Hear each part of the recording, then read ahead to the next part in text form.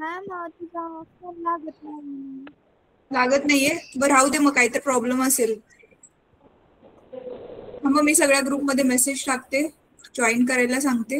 आज आपल्याला स्वाध्याय पेपर कसा गेला? मी दिलेला पेपर यस मॅम, छान गेला. सोपा होता मॅम.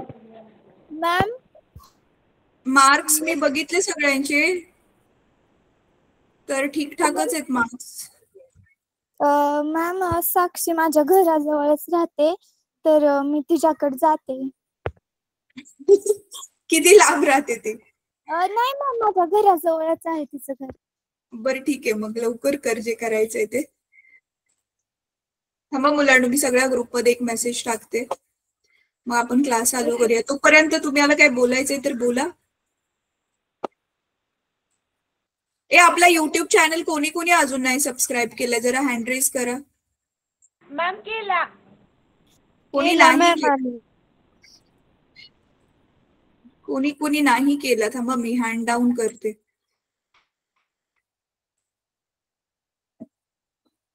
बरं ऐका मुलांनो, तुमचा जो रिझल्ट आहे ना, तो बहुतेक वेळा तुमचे जेवढे आपण परीक्षा घेतलेल्या आहेत, तो मोस्टली तुमचा रिझल्ट मी प्रिपेअर केलाय. त्याच्यामुळे ना मी नावाने तरी तुमच्या क्लासमधल्या जवळजवळ 70-80% मुलांना ओळखते. त्याच्यामुळे कोण रेग्युलर आहे, कोण रेग्युलर नाही, मधूनच जॉईन होतात, हे सगळं माहिती आहे मला. तर माझं एवढंच म्हणणं आहे, तुम्ही पण रेग्युलर जॉईन होत राहा आणि बाकीच्यांना पण जॉईन व्हायला सांगा. विवेक मॅम करते ती साक्षी जॉईन. विवेक बेटा, आपल्या इथे 9वी मध्ये 2 विवेक आहेत ना? आय थिंक एक विवेक पवार आहे आणि एक विवेक चव्हाण आहे, राईट? Yes ma'am. अच्छा विवेक, तू कुठल्या बडी ग्रुप मध्ये ऍडेड आहेस? बडी 5 मध्ये. बडी 5 मध्येस तू आज क्लासला होतास मग? हो मॅम. अच्छा ठीक आहे. विवेक पवार विवेकने आता मॅम साक्षी जॉईन झाली. हा मी पाहिले बेटा. एक सेकंड हा, साक्षीशी मला बोलायचं होतं. साक्षी, अरे मध्ये की नाही खूप सारी कामं असल्यामुळे ना मी मेसेज तर बघितलेला, पण माझं ना डोक्यातून नंतर ना स्किप झालं. तुला काहीतरी भाषण प्रतियोगितेमध्ये तुला प्राइज मिळालेलं ना कसलं तरी, तर जरा सगळ्यांना जरा त्याच्याबद्दल सांग ना. आपलं असं काय काय तुम्हाला मुलांना स्पेशल अचिव्हमेंट असल्या की सांगत जा, आणि आपण बाकीच्यांबरोबर पण ते शेअर करू, म्हणजे सगळ्यांना बाकीच्यांना पण आनंद वाटेल आणि मोटिवेशन मिळेल की चला आपण पण असं काहीतरी करूयात म्हणून. ठीक आहे साक्षी, जरा कॅमेरा ऑन करून जर शक्य असेल तर सांग ना जरा, काय कुठली स्पर्धा होती आणि तुला कितवं प्राइज भेटलं वगैरे. मॅम म्हणजे पहिल्यांदा तर आमची तालुकास्तरीय स्पर्धा होती वक्तृत्वाची. कॅमेरा ऑन करू शकतेस? मॅम कॅमेरा खराब झालाय. अच्छा बरं, काय हरकत नाही बेटा, बोल. आमची पहिल्यांदा तर सर्वप्रथम पहिली स्टेप म्हणजे माझी भाषणाला उतरण्याची म्हणजे तालुकास्तरीयची स्पर्धा. ते म्हणजे जास्त मुले सहभागी नव्हती, परंतु मी सहभाग घेतला होता. त्यानंतर तिथं माझा प्रथम क्रमांक आलता आणि त्यानंतर तिथे निवडलेल्या म्हणजे आमच्या शाळेतल्याच 3 विद्यार्थ्यांचा नंबर आलता. म्हणजे माझी बहीण श्रुती, मी आणि स्नेहल, आमच्या तिघींचा तालुकास्तरीयला आलता. त्यानंतर जिल्हास्तरीयला पण आमची निवड झालती. त्यामध्ये तिथे माझा प्रथम आलता, श्रुतीचा द्वितीय आलता आणि स्नेहलचा तृतीय आलता. आणि केंद्रात पण आलता. परत त्यानंतर अशीच माझी भाषणाप्रती ओढ वाढत गेली आणि त्यातूनच मी शिकत गेले. त्यानंतर असे शाळेत काही म्हणजे कार्यक्रम आयोजित करतात आणि त्यातही माझा प्रथम क्रमांक येतो. मग मी असं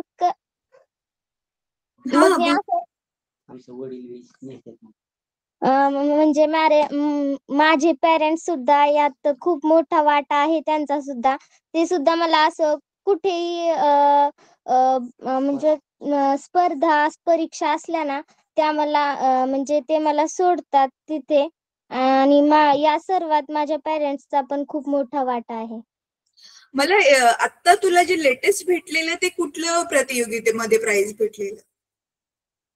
मॅम ते बाल बालविवाह प्रतिबंधक योजना आहे आणि त्याचं मला प्रशस्ती पत्र मिळालं युनिसेफ कडून. अच्छा, युनिसेफ कडून. बर बर, ठीक आहे.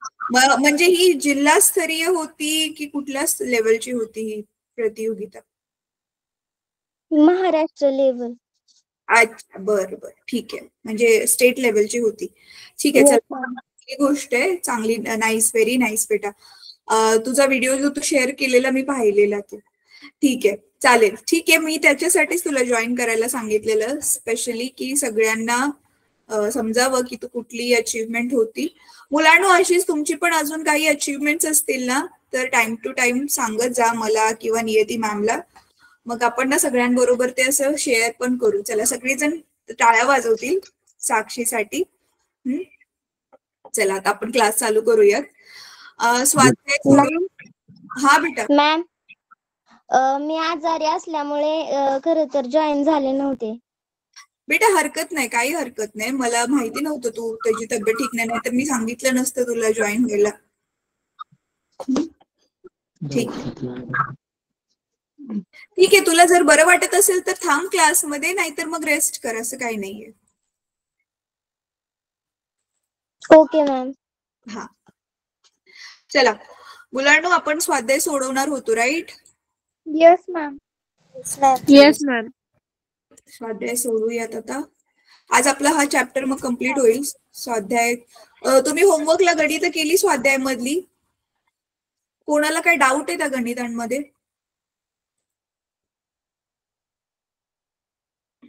हो, नाही, काहीच नाही बोलत आहे कोण.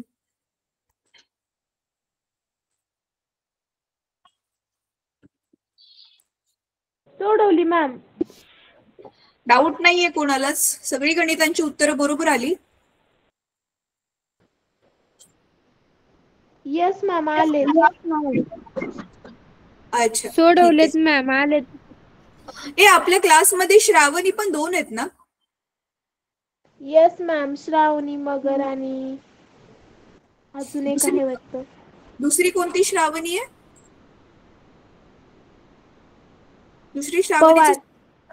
हा, ती कधी दिसतच नाही. आता आहे का क्लासमध्ये? येस मॅम, ती नसते, कधी कधीच येते.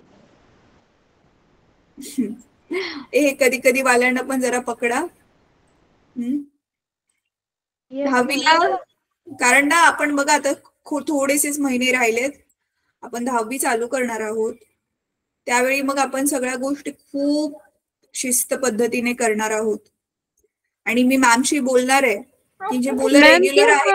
10वी चालू करायची आपली. बघू, तुमची परीक्षा झाली ना शाळेमधली? Yes April ma'am. मध्ये तर करूच. मार्च मध्ये परीक्षा संपली ना तुमची, एप्रिल मध्ये तर करूच. मॅम, आमची फेब्रुवारी मध्ये संपते परीक्षा. फेब्रुवारी मध्ये मग मार्च मध्ये पण करू शकतो मग. येस मॅम, जरा लवकर केली तर आपली रिव्हिजन होईल नंतर राहिलेल्या दिवसांमध्ये. पूर्ण पाठ पूर्ण होत नाही. हो, चालेल चालेल, आपण तसंच फेब्रुवारी करूयात. मध्ये चालू होते. मुलांनो, जे थिअरोटिकल क्वेश्चन्स आहेत, थिअरोटिकल म्हणजे ज्यांची उत्तरं नुसती लिहायची आहेत, ती मी फक्त डिस्कस करणार आहे उत्तरं. ती तुम्ही कदाचित ऑलरेडी लिहिली असतील. बाकी गणित आपण सोडूया आणि बघू आपला जो त्या दिवशीचा पेपर झालेला त्याच्यामधली पण एखादी गणित आपण सोडू. 2-3 गणित होती ती पण सोडून ट्राय करू संपवायला आज. चला, खालील प्रश्नांची उत्तरे लिहा. सपाट आरसा, अंतर्गोल आरसा, बहिर्गोल आरसा यातील फरक, प्रतिमेचे स्वरूप व आकार यांच्या आधारे लिहा. ह्याच्यामध्ये तुम्ही काय करू शकता मुलांनो? 3 कॉलम बनवू शकता, बरोबर आहे? 3 कॉलम बनवल्यानंतर ना प्रतिमेचे स्वरूप आणि आकार. प्रतिमेचे स्वरूप म्हणजे प्रतिमा कुठली आहे, ती कशी बनते, आभासी आहे की काय आहे, त्या हिशोबाने लिहू शकता. आणि प्रतिमेचा आकार, कुठल्या कुठल्या साईजच्या आपल्याला प्रतिमा मिळतात, कुठल्या कुठल्या आकाराच्या प्रतिमा मिळतात. तर हे खूप सिम्पल आहे, टेबल बनवून तुम्ही करू शकता. थांबा, मी तुम्हाला करूनच दाखवते.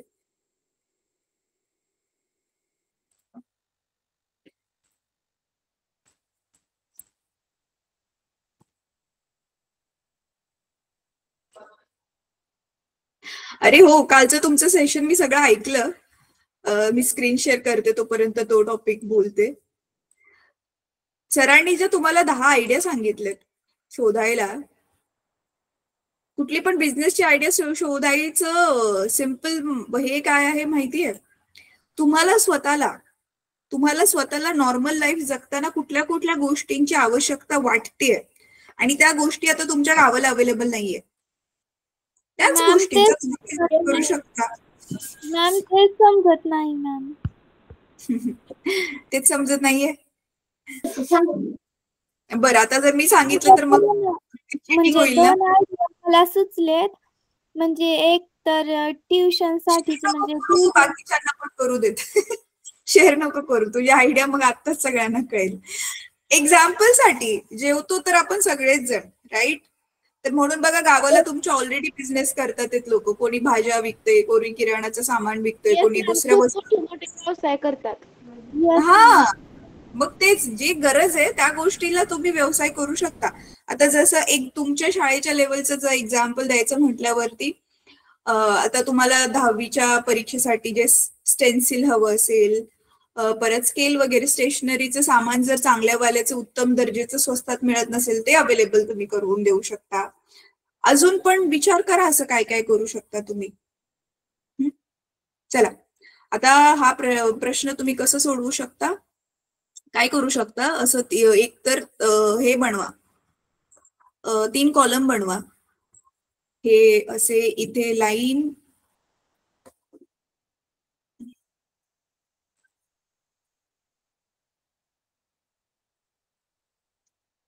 हे असे 3 कॉलम बनवा. ठीक आहे, इथे वरती लिहू शकता तुम्ही सपाट आरसा, राईट? Yes ma'am. मॅम तुम्ही त्या कॉम्प्युटरच्या स्क्रीनवर कसं लिहिता मॅम? थांबा मी दाखवते. हे पेनटॅब आहे. ह्याच्यावर लिहायचं, स्क्रीनवर बघायचं. ह्याच्यावर लिहिलेलं समजत नाही, त्याच्यामुळे मग ते ना थोडंसं प्रॅक्टिस करून ना चांगलं हँडरायटिंग यायला जरा वेळ लागेल. आधी तर मी माऊसनेच लिहायचे, माऊसने खूप त्रास व्हायचा लिहायला. आता ह्याने लिहिते. ह्याला पेनटॅब म्हणतात. ठीक आहे, चला आता 1 मिनिट. इथे आपण लिहू शकतो सपाट आरसा. 1 मिनिट, मी मिस केलं. इथे अंतर्गोल आरसा आणि इथे बहिर्गोल आरसा. ठीक आहे, आणि काय विचारलंय त्यांनी? पहिलं विचारलंय प्रतिमेचे स्वरूप ना? Yes ma'am. Yes ma'am. प्रतिमेचे स्वरूप सपाट आरशामध्ये काय असते? ती आभासी एवढी उलट मिळते ना नेहमी. Yes ma'am. अंतर्गोल आरशामध्ये बघा, आपण बघितलेला अंतर्गोल आरसा आपला ऑलराऊंडर आरसा आहे. ह्याच्यामध्ये आभासी पण मिळते आणि आभासी प्रतिमा पण मिळते ना. शेवटची केस आठवते तुम्हाला, ज्यावेळी आपण आभासी उलट. आभासी उलट आणि नंतर वास्तविक उलट. ठीक आहे, आभासी सुलट आणि वास्तविक उलट हे दोन्ही पण प्रकारचे मिळतात आपल्याला. म्हणून बघा, आभासीला डॅश करून सुलट लिहिलंय मी आणि वास्तविकला डॅश करून उलट लिहिलंय. कारण वास्तविक प्रतिमा नेहमी उलट असते ना, आभासी नेहमी सुलट असते. आणि बहिर्वक्र आरशामध्ये आपल्याला नेहमी काय मिळते? आभासीच मिळते.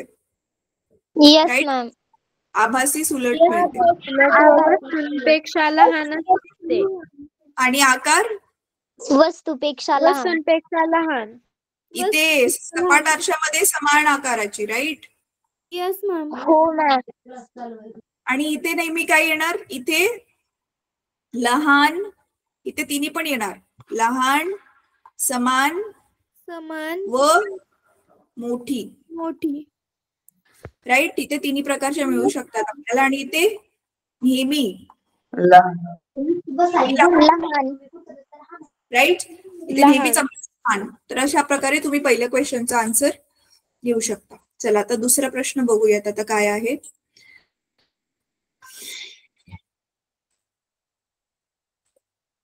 अंतर्वक्र आरशांच्या संदर्भात प्रकाशांच्या स्त्रोतांच्या वेगवेगळ्या स्थिती सांगा.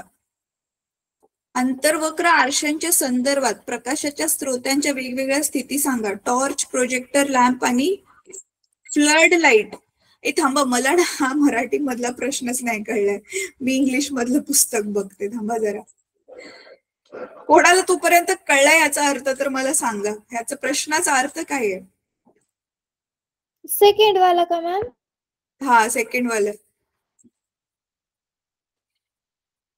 म्हणजे मॅम अंतर्वक्र आरसा त्याच्या संदर्भात जे प्रकाशाचे स्रोत येत आहेत त्यांची त्याच्या वेगवेगळ्या स्थिती सांगायच्या ते. म्हणजे जसं की टॉर्च, प्रोजेक्ट, लॅम्प असं. मॅम जसं टॉर्च मध्ये प्रकाशाचा स्रोत अंतर्वक्र आरशाच्या नाभीपाशी ठेवून प्रकाशाचा समांतर ज्योत मिळवता येतो. प्रोजेक्टर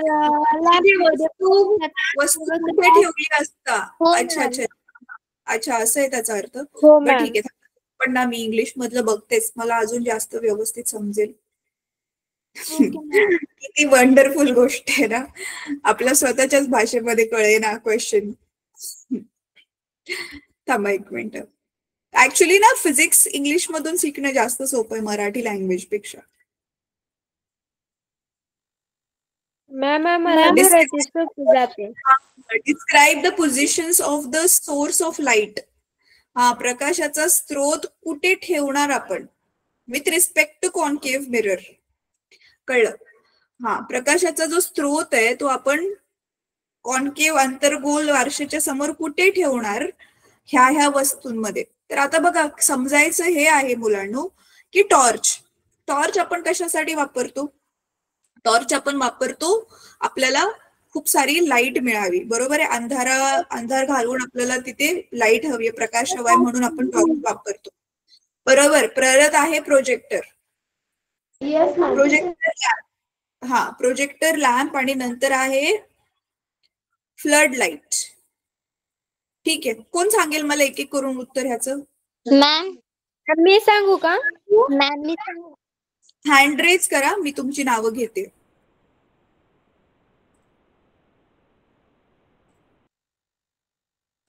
हा, एक सेकंड, मी बघू देत कोण कोण. दत्ता माने, बेटा सांगशील? तू हँड रेज केलायस. हो मॅम. टॉर्च मध्ये प्रकाशाचा स्रोत अंतर्वक्र आरशाच्या नाभीपाशी ठेवून प्रकाशाचा समांतर ज्योत मिळवला जातो. Very good. बेटा तुझं नाव काय आहे? मॅम मोक्षदा माने. अच्छा, तू नेहमी स्वतःच्या नावाने जॉईन करतेस, आज मला कळलंच नाही.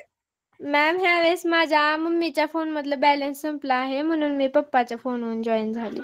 बर, काही हरकत नाही. ठीक आहे. स्नेहल, सेकंड नंबरचं तू सांग. Yes ma'am. प्रोजेक्टर लॅम्प मध्ये प्रकाशाच्या अंतर्वक्र आरशाच्या वक्रता मध्यावर ठेवलेला असतो. वक्रता मध्य म्हणजे हे वक्रता मध्य म्हणजे काय म्हणतात इंग्लिश मध्ये त्याला? प्रणव, इंग्लिश मध्ये काय म्हणतात रे वक्रता मध्यला? Centre of curvature? Yes ma'am. मग विवेक, तू हँड रेज केलेलास. बरं ठीक आहे, चला तिसरा आन्सर घेऊया आपण. साक्षी, तू तिसरं सांग बेटा. Okay ma'am. फ्लड लाईट्स यामध्ये प्रकाशाचा स्रोत अंतर्वक्र आरशाच्या वक्रता मध्याच्या थोडासा पलीकडे ठेवलेला असतो. कारण?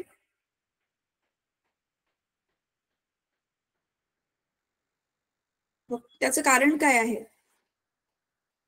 बरं ठीक आहे, चला आता मी तुम्हाला हे ना ड्रॉ करून सांगते, म्हणजे अजून जास्त समजेल.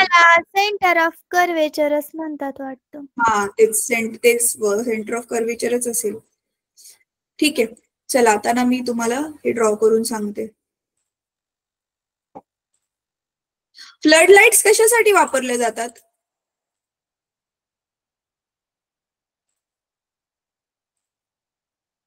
मुलांना फ्लड लाईट कशासाठी वापरली जाते?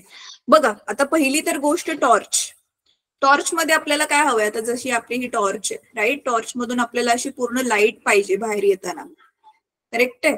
ही जर अशी आपली टॉर्च आहे तर आपल्याला लाईट पाहिजे बाहेर येताना. तर आपण काय करतोय, हे टॉर्चची ही जी मागची बाजू आहे ना मुलांनो, हे आपला आंतरगोल आरसा असतो, ठीक आहे? मग आपण काय करतोय, हा आंतरगोल आरसा आहे म्हटल्यावरती ऑब्व्हियसली त्या आंतरगोल आरशाचं इथे एक काय असेल, मुख्य नाभी असेल आणि इथे सेंटर ऑफ कर्वेचर सी असेल. हा, तर आता मी समजा, आता बघा मी करून दाखवते तुम्हाला. समजा मी इथे ठेवलं, इथे बल्ब लावला, टॉर्च मध्ये बल्ब असतो ना, तो बल्ब इथे येईल आणि इथे जॉईंट केलेला असतो त्यांनी सपोर्टसाठी, पण बल्बचा प्रकाश इथे आहे. तर ऑब्व्हियसली फोकसवर ठेवल्यावर तुम्हाला माहितीये, फोकसवरून लाईट ज्यावेळी अशी आरशावर पडेल, बाहेर येताना ती काय बनणार आहे, नाभीमधून एफ मधून जात असल्यावर बाहेर येताना ती पॅरलल टू प्रिन्सिपल ऍक्सिस बनते ना, अशी ती पॅरलल बनेल आणि मग आपल्याला लांब पर्यंत जाणारी प्रकाशाची अशी समांतर किरणं मिळतील. मग हे टॉर्च मध्ये आता त्याचा हा उपयोग आहे. आता दुसरं काय होतं, दुसरं कुठली लाईट आहे? Projector lamp. हा, प्रोजेक्टर मध्ये आपल्याला मॅम ही प्रोजेक्टर लॅम्प मधले आम्ही पाहिलं नाही मॅम. प्रोजेक्टर, अरे प्रोजेक्टर लॅम्प जेवढं मला समजतंय ना, की तो ह्याच्यामध्ये दाखवतात ना, मूवीज साठी प्रोजेक्ट केली जाते ना मूवी मध्ये. एक मिनिट थांबा, दाखवते मी तुम्हाला. मॅम फ्लड लाईट्स पण माहित नाही मॅम. हा थांबा, मी माहितीये मला, तुम्हाला नसेल आयडिया म्हणून मी दाखवते.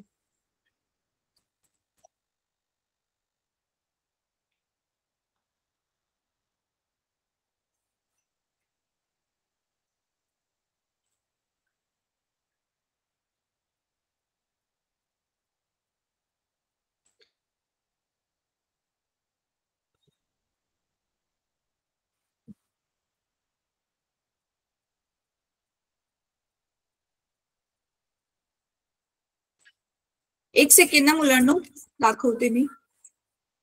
स्क्रीन शेअर करून तुम्हाला त्याची ना आकृतीच दाखवते, मग तुम्हाला अजून जास्त चांगलं समजेल. Okay ma'am.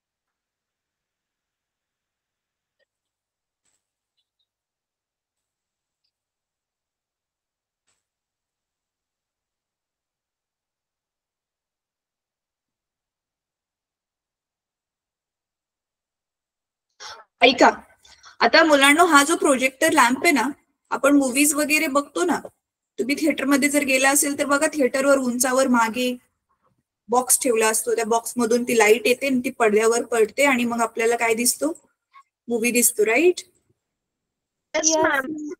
मॅम त्याला फोकस पण म्हणतात ना? नाही, त्याला फोकस नाही म्हणत बेटा. आम्ही म्हणजे मूवी बघायला गेलो नाही थिएटरवर, पण आमच्या इथे ना स्कूलमध्ये एकदा हा, कोणती तरी एनजीओ तर्फे ना म्हणजे आपल्या जी सूर्यमाला आहे ना, तर त्याच्याबद्दलची माहिती सांगायला आलते, तेव्हा असं दाखवलं होतं. तारांगण असतं ते दाखवलं होतं आम्हाला शाळेत. हा, ठीक आहे. तर आता मी थांबा तुम्हाला दाखवते. तर प्रोजेक्टर लॅम्प जो आहे तो काय असतो ते त्याचं चित्र दाखवते. एक बॉक्स असतो आणि त्या बॉक्स मधून लाईट निघते आणि ती लाईट आपण पडद्यावरती काय करतो, फोकस करतो. त्याच्यामुळे काय होतं, आता हे छोट्या साईजचे पण असू शकतात, मोठ्या साईजचे पण असू शकतात. आता आपलं टेक्नॉलॉजी खूप ऍडव्हान्स झाली आहे ना, तर काही मोबाईल मध्ये पण प्रोजेक्टर असतो. थोडे महागाचे मोबाईल असतात ते, पण त्याच्यामध्ये पण प्रोजेक्टर असतो.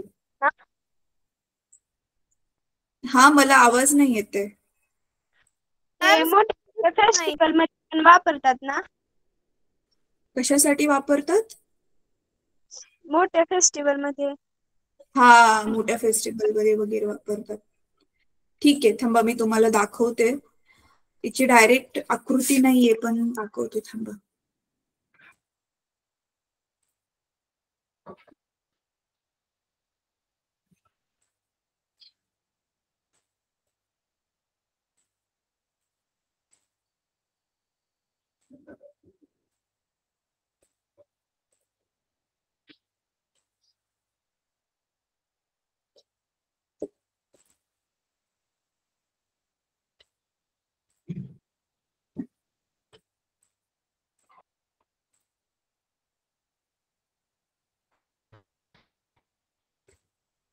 मॅम.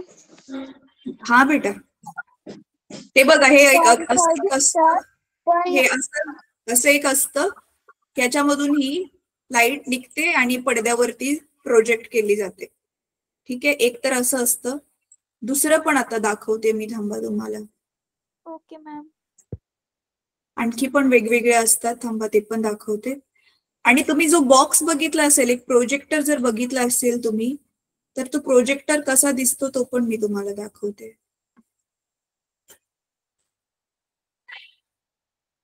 मॅम. हा बेटा. सिंगिंग क्लासेस कधी सुरू होणार आहेत? अरे, त्याची मला काहीच कल्पना नाही. नियती मॅमला माहित असेल. हे बघा, हे असा बॉक्स तुम्ही बघितला असेल जर तुमच्या शाळेमध्ये वगैरे कधी, तर ह्याच्यामधून लाईट निघते. हा, याच्यामधून अशी लाईट निघते आणि ती पडद्यावर फोकस केली जाते.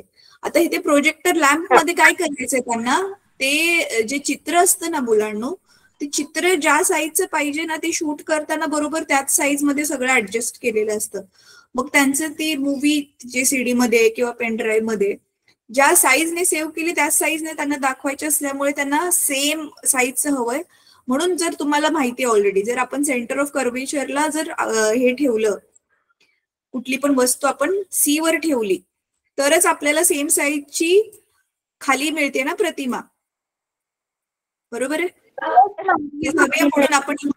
म्हणून आपण काय करतो, ह्याला सी वरती ठेवतोय.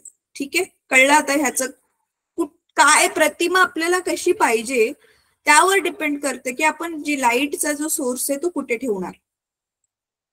बरोबर आहे? चला आता मी फ्लड लॅम्प पण सांगते. Sorry, flood light. Flood light काय असतं?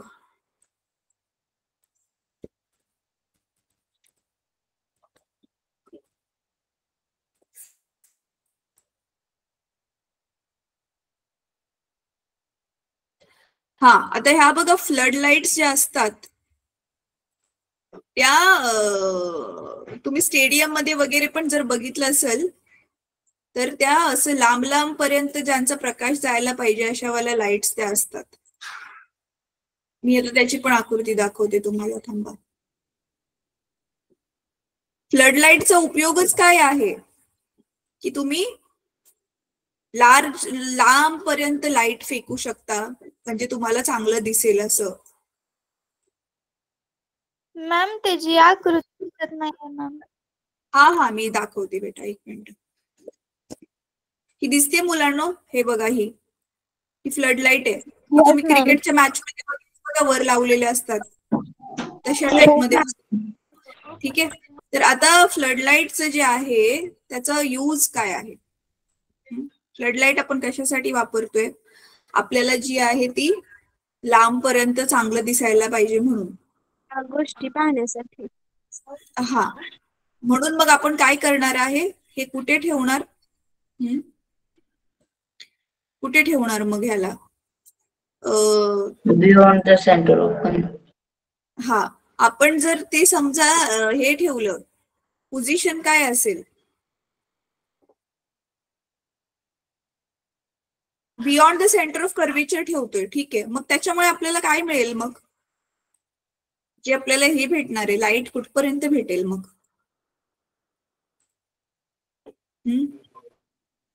लाईट कुठपर्यंत भेटेल? का रीच माहिती पाहिजे आपल्याला. त्याचं रिझन पण माहिती पाहिजे की का तिकडेच का ठेवायचं.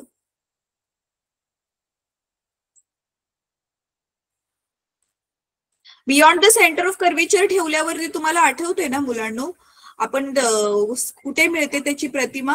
हे असं जर आपण बियॉन्ड द इथे ठेवलं, इकडे आपला सी आहे, इकडे आपला सी आहे आणि इथे आपण हे ठेवली, वस्तू ठेवली, म्हणजे समजा इथे लाईट ठेवले, तर तुम्हाला माहिती आहे ना, तर सी आणि एफ च्या मध्ये आपल्याला त्याच्यापेक्षा थोडीशी कमी साईज असलेली प्रतिमा मिळते.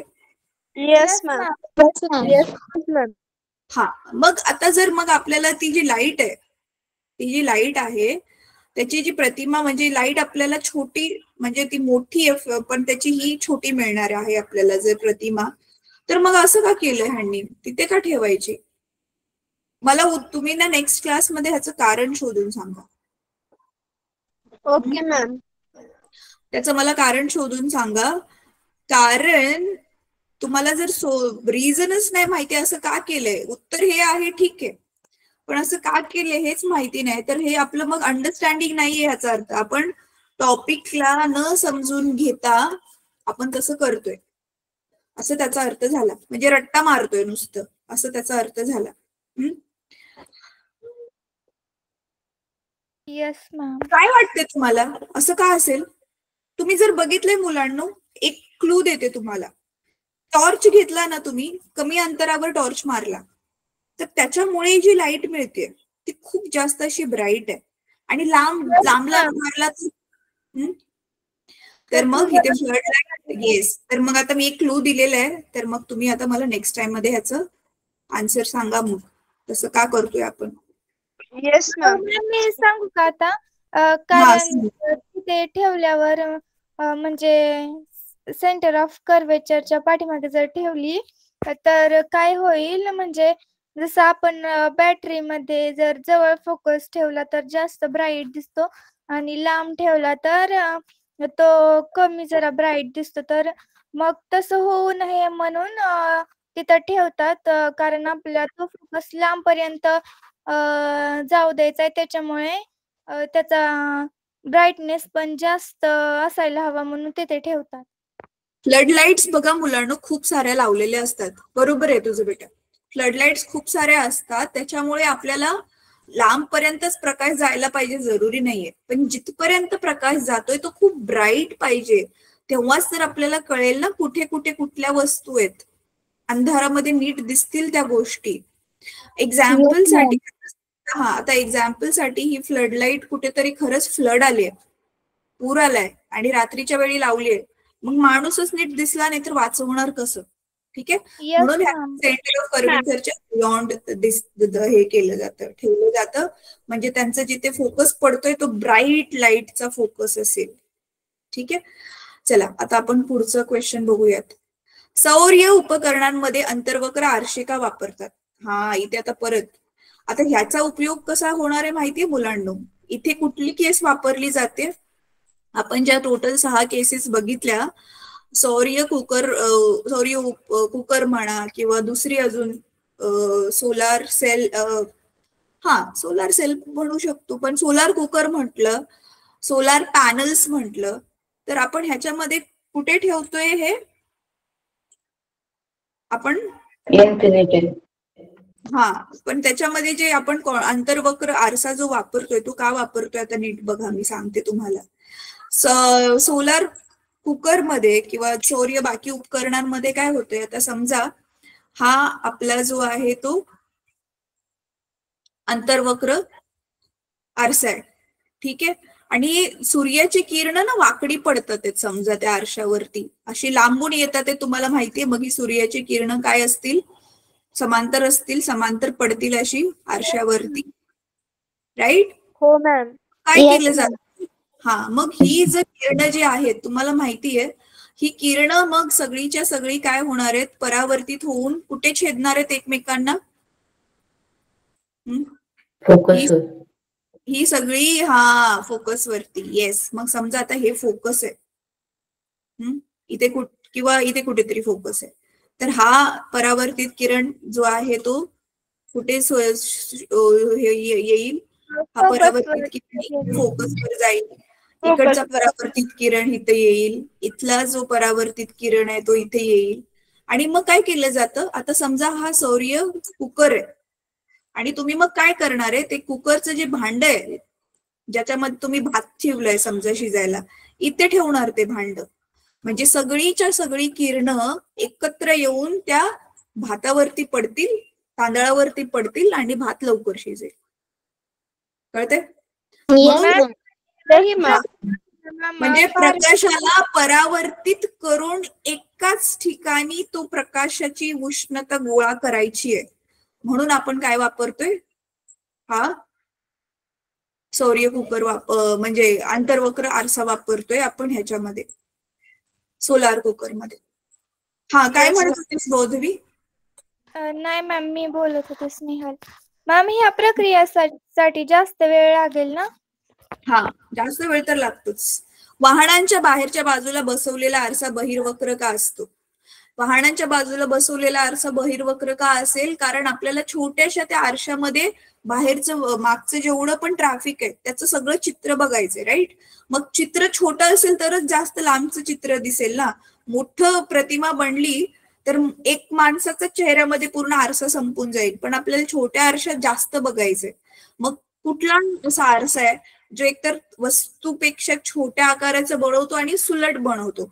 उलट बनवलं पण तरी पण नाही चालणार, उलट ट्रॅफिक दिसेल मग आपल्याला, मग कसं चालेल? म्हणून मग आपण काय करतोय, हा मग इथे तुम्ही लिहायचं, कमी जागेत मोठ्या वस्तूंची प्रतिमा बनवून ती प्रतिमा सुलटी बनवली जाते, आभासी बनवली जाते. हे फक्त बहिर्वक्र आरसाच करू शकतो, म्हणून आपण बहिर्वक्र आरसा वापरतो.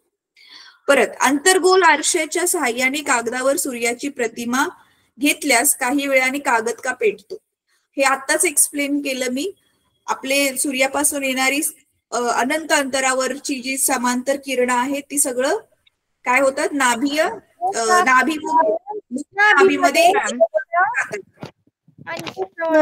येतात. येस, एकाच केंद्रकामध्ये, एकाच नाभीमध्ये एकवटली जातात. उष्णता एकाच बिंदूमध्ये सगळी उष्णता केंद्रित होते आणि तापमान वाढतं. मग कागदाचं तापमान वाढतं आणि कागद मग काही वेळाने पेट घेतो. परत, गोलीय आरसा फुटल्यावर मिळणाऱ्या आरशाचा प्रत्येक तुकडा कोणत्या प्रकारचा आरसा असतो का? गोलीय आरसा जर तुटला, छोटे छोटे तुकडे झाले, तर मग फ्लॅट आरसा मिळेल आपल्याला ना. कुठला मिळेल? फ्लॅट मिळेल की कुठला मिळेल आरसा? मॅम, अंतर्गोल मिळेल का? गोलीय आरसा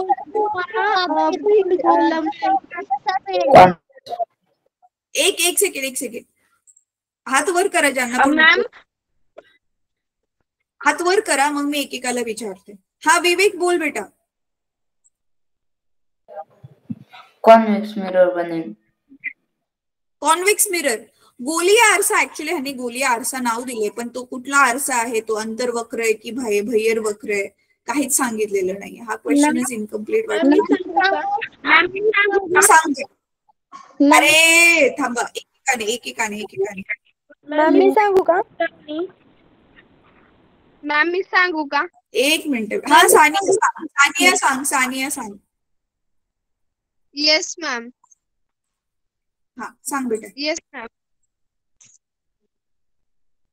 गोलीय आरसा फुटल्यावर मिळणाऱ्या आरशाची प्रत्येक तुकडा मूळ आरशाच्या प्रकाराचाच म्हणजे अंतर्गोल किंवा बहिर्गोल जसा होता तसाच असतो, कारण परावर्तन पृष्ठभाग व वक्रता त्रिज्या यात फरक पडत नाही. ठीक आहे, बरोबर आहे. ऍक्च्युली ना डिपेंड्स.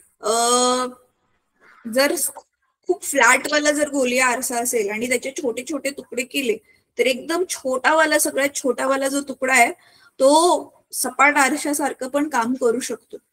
पण डिपेंड करतं की किती छोटे तुकडे झालेत. पण इन जनरल जर बघितलं आपण तर तिने जे सांगितले तेच उत्तर असेल. जर गोलीय आरसा बहिर्वक्र आरसा आहे तर तो तुकडे पण बहिर्वक्रच काम करतील.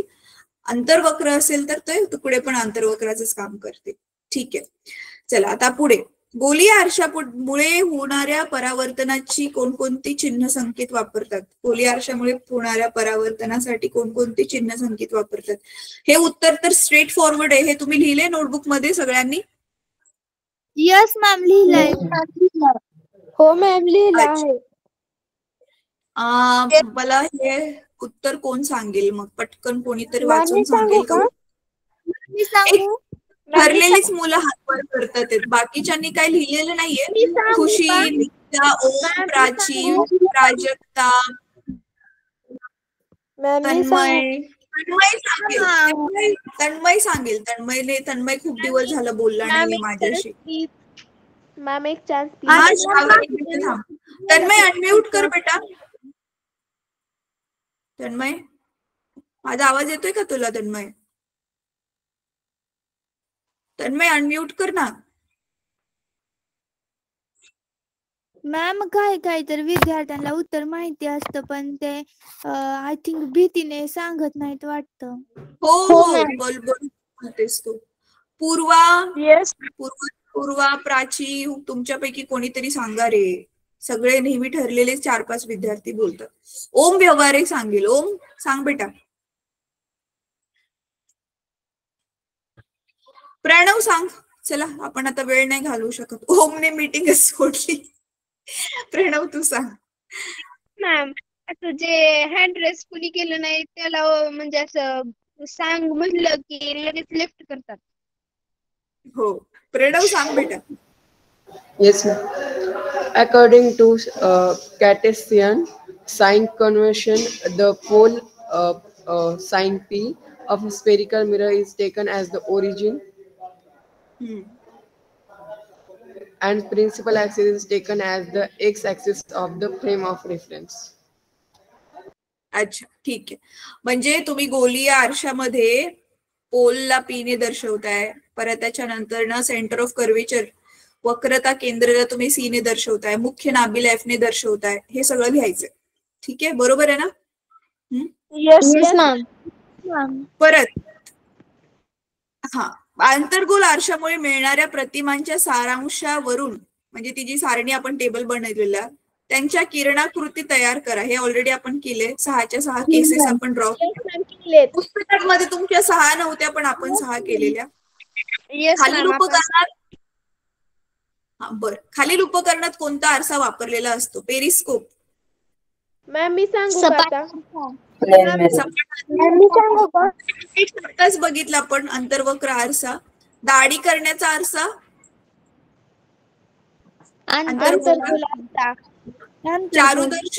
चारुदर्शक कलायडोस्कोप, सपाट आरसा, रस्त्यावरील दिवे, रस्त्यावरील दिव्यांमध्ये बहिर्वक्र आरसा. येस मॅम, रस्त्यावरचे दिवे एक प्रकारची टॉर्च असते. बहिर्गोल आरसा. रस्त्यावरचे दिवे एक प्रकारची टॉर्चच आहे. मग त्याच्यात बहिर्गोल आरसा का असेल? मॅम, शाळेतल्या मॅमनी बहिर्गोल आरसा सांगितलं होतं. नाही, मला डाऊट वाटतोय. बहिर्गोल रस्त्यावरचे दिवे पण तर त्याच्यातून लाईटच येते ना. आतमध्ये त्याच्या कुठला आरसा असेल? मग टॉर्चच तर ते काम करतोय. बहिर्वक्र जो भाग आहे ना, ती त्याची काच असते अशी वर. पण आपण आरशाबद्दल बोलतोय, त्याच्या आत कुठला आरसा आहे? ठीक आहे, तर मला वाटतं याचं उत्तर जे आहे याचा अंतर्गोल आरसा आहे. पण तरी पण ना, तुम्ही क्रॉस चेक करा तुमच्या मॅम बरोबर. ह्याचं आन्सर जे आहे ते कॉन्केवच मिरर असेल, अंतर्गोल आरसाच असेल. कारण टॉर्च सारखंच काम करतात ते रस्त्यावरचे दिवे. ठीक आहे, विचारून बघतो आणि तुम्हाला पुढच्या क्लासमध्ये डिस्कस करून सांगतो. चालेल. पुढे, मोटार गाडीचा दिवा, अंतर्गोल आरसा. येस, अंतर्गोल आरसा. ठीक आहे, एक सेकंड द्या मला. तर पुढचा प्रश्न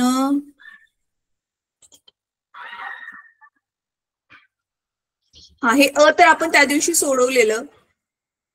आ आणि ई आणि आपण ही आता नेक्स्ट क्लासमध्ये ट्राय करू सोडवायला. तोपर्यंत हा क्वेश्चन नंबर 6 बघूयात. एकाच गोलापासून 3 आरसे तयार केले तर त्यांचे ध्रुव, वक्रता केंद्र, वक्रता त्रिज्या, मुख्य अक्ष यांपैकी काय सामायिक आहे आणि काय काय सामायिक नाही हे कारणांसह स्पष्ट करा. हे सोपं आहे. ह्यांचं काय काय सेम असेल आणि काय काय सेम नसेल कोण सांगेल मला? मॅम मी सांगू? हा, श्रावणी सांग. गोलीय आरशाच्या पृष्ठभागाच्या मध्यबिंदूस त्या आरशाचा ध्रुव म्हणतात. गोलीय आरसा ज्या गोलाचा भाग असतो त्या गोलाच्या केंद्रकास त्या आरशाचे वक्रता केंद्र म्हणतात. गोलीय आरसा ज्या गोलाचा भाग असतो त्या गोलाच्या त्रिज्येला त्या आरशाची वक्रता त्रिज्या म्हणतात. तर गोलीय आरशाच्या ध्रुव आणि वक्रता केंद्र यातून जाणाऱ्या सरळ रेषेस त्या आरशाचा मुख्य अक्ष म्हणतात. म्हणून एका गोलापासून 3 आरसे तयार केले तर 3 आरशाचे वक्रता केंद्र समान आहे. हे केंद्र म्हणजे त्या गोलाचा मध्यबिंदू असतो असे मानले जाते. तेव्हा तिन्ही आरशांची वक्रता त्रिज्या समान आहे. त्याचे ध्रुव व आरशाची वक्रता त्रिज्या समान असते तेव्हा त्याचे ध्रुव व मुख्य अक्ष मात्र वेगवेगळे असते हे स्पष्ट होते. बर, ठीक आहे. मला आता हे सांगा, काय सेम असेल बेटा? काय म्हणालीस तू? वक्रता वक्रता त्रिज्या समान असते परंतु ध्रुव आणि मुख्य अक्ष हे वेगवेगळे असते. हा, बरोबर. आणि त्यांची फक्त सेंटर ऑफ कर्वेचर एकमेकांशी कोइन्साइड होईल, राईट? सेंटर ऑफ कर्वेचर वक्रता केंद्र एकाच बिंदूवरती येईल, पण मुख्य नाभी जी आहे ती प्रत्येकाची वेगवेगळ्या बिंदूवरती येईल, ती समान नसेल. बरोबर आहे? ठीक आहे.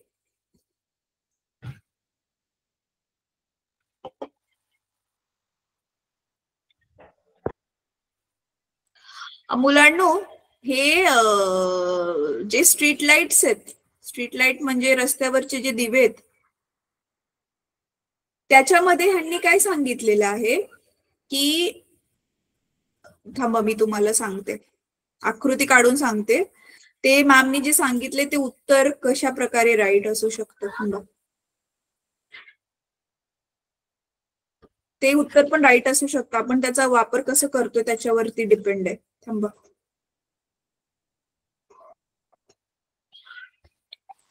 आकृती दिसते आता ह्याच्यामध्ये? आता बघ आपण करतोय काय, हे आपलं हे आहे, करेक्ट? काय म्हणतात, convex. Yes ma'am. Convex mirror म्हणजे हे आपलं हे आहे, बहिर्गोल आरसा आहे. तर ह्याच्यामध्ये ना, जर समजा आपण हे इकडे ठेवलं, फोकस वरती जर ठेवलं आपण लाईट, तर तुम्हाला माहिती ही काय होईल, ही अशी लाईट पडून मग ती एका फोकस, म्हणजे इथे फोकस नाहीये बरं का मुलांनो, आपला इथे मागे इथे फोकस असतो, माहितीये ना तुम्हाला? आणि आपल्याला मग पडलेली लाईट आहे ती आपल्याला फोकस पासून लांब गेल्यासारखी दिसते, बरोबर आहे? Yes ma'am. अशी. तर मग आपला हा जो बहिर्वक्र आरसा आहे, ही आहे याचं नावच आहे की ते अपसारी आरसा आहे, डायव्हर्जिंग आहे, लांब फेकणार आहे. मग रस्त्यावरती लाईट लांब लांब फेकायचे म्हणून तिथे हे बहिर्वक्र आरसे यूज होतात. बरोबर सांगितले मॅमने, ठीक आहे? मला त्या टॉर्च सारखं मी थॉट प्रोसेस चालवलं म्हणून. पण रस्त्यावरती टॉर्च साठी कसं एका जागेला चांगला फोकस पाहिजे, असं आपण टॉर्च हातामध्ये एका पर्टिक्युलर जागेवर मारून बघतो ना, पण रस्त्यावर तसं नसतं. रस्त्यावर लांब लांब सगळीकडे जेवढी पसरेल लाईट तेवढं चांगलं असतं, राईट? Yes ma'am. बहिर्वक्र आरसाच यूज होतो, ते बरोबर आहे. ठीक आहे. आणि हा, बाकी तर झालं ना आपलं सगळं डिस्कस. तर आता उरलेली गणित आहे, 2 गणित नेक्स्ट क्लास मध्ये घ्या.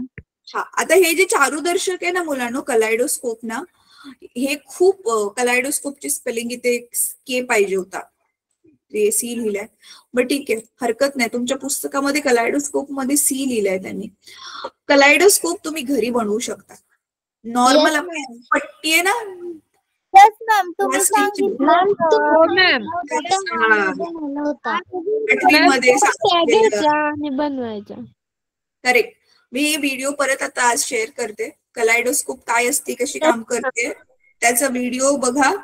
कोणाला इंटरेस्ट असेल, 3 पट्ट्या नुसते लागतील, कलायडोस्कोप बनवा आणि नेक्स्ट क्लासमध्ये दाखवा. ठीक आहे.